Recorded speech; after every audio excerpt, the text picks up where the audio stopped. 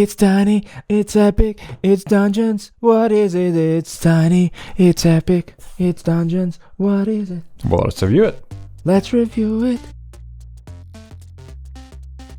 This is the review for the board game Tiny Epic Dungeons, the good and bad about it. By the end of this video, you will know if this game's for you, right? We have 6 burning questions that we will answer in this video, but before we do that, Yanis, what is this game all about? It says on the box. It's about tiny, epic dungeons. In this game, you are heroes trying to vanquish evil, which is basically a boss at the end of the dungeon that you need to defeat. And you do that by collecting stuff, getting stronger, and actually finding the boss. Do you know where he is? No, we don't. At the beginning, we don't know where it is. You do know where he is. He's in the dungeon. He's not in the attic. He is not in the garden. Where is he? In the dungeon. Exactly. Just you don't know where in the dungeon. On your turn, you can do one hero action. You might ask, what is a hero action? What is a hero action? There are blue icons, and each of those blue icons means that it is a hero action that you can use. It has Z's here. Yeah. So sleeping is a heroic action? Yeah. I'm a hero, baby. For example, this time you can attack. Yanis is obviously sleeping already. Next to that, you can do any amount of orange or bonus actions. This one, and then this one. Also repeat this one. And the last thing you can do is move. When you move, you just move to a new place and turn around and see what's there. So you explore the dungeon. And what happens when you explore the dungeon? You die. You die. And then you die some more. And then sometimes you will find the boss, and then you'll die. And then you'll die some more. And then sometimes you will beat the boss, and then he'll die. After your turn, you move this torch token 1 space forward, and that moves the game forward, and different events happen. And if this goes to the very end, the torch goes out, and you guess what happens? Yes, you die. Again. You also have these character sheets, and you can upgrade them with different loots or different magics, so you are strong enough to fight the boss. Maybe even if you get lucky, defeated. And obviously the most unique thing about this game is it is so small, but there's so much stuff in it, so I guess it could be epic, but we'll find out as we go. Who would you get this for? 3, 2, 1. Just read the title. I mean, it's tiny, so you can place it wherever. It's epic. This is really something you could compare with much bigger boxes and games. And it's about dungeons, so it's a dungeon crawler. You go explore things, fight monsters, and fight the boss. If those 3 things are something that you would like, or you know somebody who would like that, then it's for them. It's for someone who's like, you know what, I heard of these dungeon crawlers, I want to try them. So this might be a good way to actually get the feel of that type of game. It is fairly cheap. It's around $30, so not that big of an investment, unlike Descent or Imperial Assault, and it will give you the feel of what that type of a game is. What are the best things about this game? What did you say? Just read the title? It is tiny in a good way because it doesn't take any space. It's easy to store. More games should come out in these formats, not with like huge boards and huge meters. It does give you a feel of a big game. Absolutely it does. And if it's in this small box, all the better for it. My number 3 is character sheets and bosses. There's quite a lot of bosses even in the base game, and they all feel quite different and unique. The powers that they have, the ways you can attack them is really fun. And what I like the most about it all is the actually character sheets. Very different from one another. In these tiny little sheets, they have hidden a lot of unique things that I love about it. My number 2 is the replay value. Yes, there are a ton of bosses. Well, not ton, some. But to get to them, you need to find their room. Because they're in their room. Their boss mom probably said, go to your room and don't come out. So you have to go and find them. While you do, cards are going to come up differently. So the dungeon's always going to be different. This is very different. Except the part where you die before you get to the boss is going to be pretty much the same. For this small box, a lot of game in there. Number 2 is the dice or the dice system. I thought this is pretty unique. You roll 4 dice, and then from all of these dice, you use just one for this combat, and rest of them either give you bonuses, or if where there is this plus sign, you can add to the die you just chose, so it gets stronger. So this system is very interesting, where I just use one. Yeah, and it's like very contained. Simple. 3 dice is all I have to work with. I don't know if it was noticeable up to this point,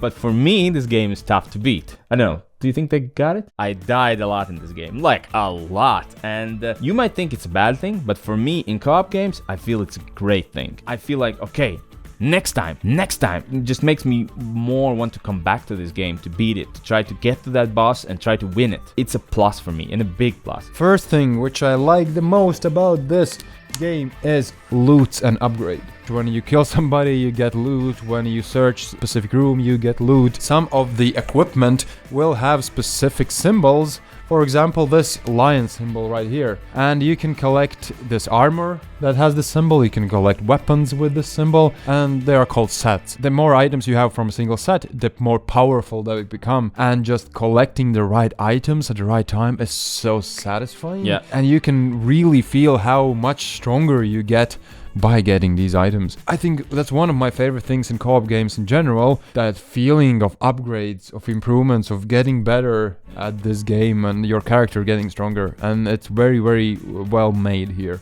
What are actually the worst things about this game? First thing I want to mention is being unconscious. It's kind of annoying. Yes, it definitely sucks because you might get into this loop. All you can do is just do the heroic action for resting and move. And then nothing else. And the next turn, somebody attacks you, you might go again unconscious. It feels like a wasted turn. Essentially feels like you skip your turn. Once you get knocked out the first time, it feels like this might not be the game you're gonna win. It's just not fun. I'm gonna give it 2.5. Oh, wow. I would go higher. Really, yeah? Mine is going to be, paraphrasing a song by Katie Melua, it's gonna go something like this. There are 9 million icons in this game. It's a fact you can't deny, but you will never learn them until you die. I played it for the first time. Obviously, I can't remember all the icons, right? Or how they interact. That's okay. Then I played the second time. Still can't remember all the icons. Then I played the third time and I thought either I'm very old, which I might be, or there's just too many icons in this game. I mean, look at them. Look how many icons. And there's more in the rulebook. But guess what? They can be mixed together to create a certain effect. So you have to know that X plus Y equals Z times 2. It's just no. Also, just rechecking the rulebook wasn't like straightforward. That was annoying, and I would say it's a 4. Yes, I agree. It's for me, the biggest turnoff are the icons. Last one for me is it from time to time can feel grindy, especially with the goblins. There are goblins who are very weak monsters. They all have 1 health, but they are annoying, really annoying. And when you kill them, they will soon come right up. I kill a goblin on my turn. 2 other players do their things, and when it comes to my turn, there's again a goblin. I have to kill it, and then that's all I'm doing. It's not fun hunting them down. No. Because it's one of the lose conditions. If like you have to place a goblin, you can't, you lose. It's just something you really don't want to do. It's like your parents calling you and saying, "Can you come please and help me?" You're like, "Yeah, of course, sure, I'll be there on Sunday, no problem." You have to do this. I hope your parents don't watch this. No, they don't. So Okay, that's good. why I'm easy with this joke. Okay. I hope. The goblin situation is in contrast with other monsters, the big monsters here, because I feel these monsters are fun because they are unique, but those goblins were just annoying. I guess it's 2. I mean, it's part of the game. That's about the bad things, and we should move on to the honeymoon. Yeah, how long is the honeymoon? All right, 3, 2, 1. Let's go. I feel like this would be a game that I would be ready to play almost whenever. Setup is also a bit fiddly. Setup is a bit fiddly, finding the right cards, but when you get used to it and remember stuff, then it's not bad. For me, it goes back to what I said about being tough and me wanting to beat it, and I really want to beat all of the bosses. Until I do that, doesn't matter if it's solo or multiplayer, I will come back to it. Afterwards, I don't know. What is the best alternative? 1. It does remind me of Gloomhaven? Question mark? Obviously, it's nothing close to Gloomhaven, but I think mostly the things that I like about Gloomhaven kind of is here.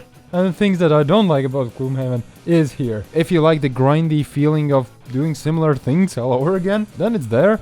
But also this exploration, which is fun, is there. And if you have that massive box and you enjoy it, maybe on top of it you could place this one and it would fit in your shelf really nicely. Well, mine's D&D board game series, Wrath of Asheldron, and then there's Castle Ravenloft, and it's also a very basic dungeon crawler. You just have your guys, you start on a tile, so you move on to new tiles, reveal tiles, and reveal events, and then there's monsters attacking you. Just less icons. I think it's actually even simpler than this. And now, ladies and gentlemen, the final rating. Let's go. Better than okay. Good. I would say good. Overall, I have good feelings about this game. Yeah. I enjoyed playing it. I was really actually excited the first time I played it. I had tons of fun, especially the looting system. It's so satisfying. Yeah. The second and next time we played, it was like, we know what these tiles are, hiding for us, so it's less like that. And it's more grindy and like mathematical and not quite in a good way. Yeah, it's like a to-do list, basically. Okay, so we gotta get stuff, we gotta find the lair, we gotta kill the boss. Oh wait, we first have to kill its minions. Overall, I have really good feelings about it. I would, as I said, play it almost whenever I could do it, but I'm not super excited to play it. It is not a bad game. It's actually, like you said, a good game. It's just, I'm like you, I'm not that excited to go back to it. For example, as a solo experience, we recently reviewed Hadrian's Wall. Man, I can't wait when I go back to that one. This one is like, I might do this. So generally, it's better than okay. It's good. It's good. It's just not something extraordinary, fantastic, must have. No. I hope, if this game is for you. Like, subscribe, and do check out our Patreon page. Just note on that there might or might not be an option to hide the secret message in our videos there. So be sure to check it out if you're interested into that.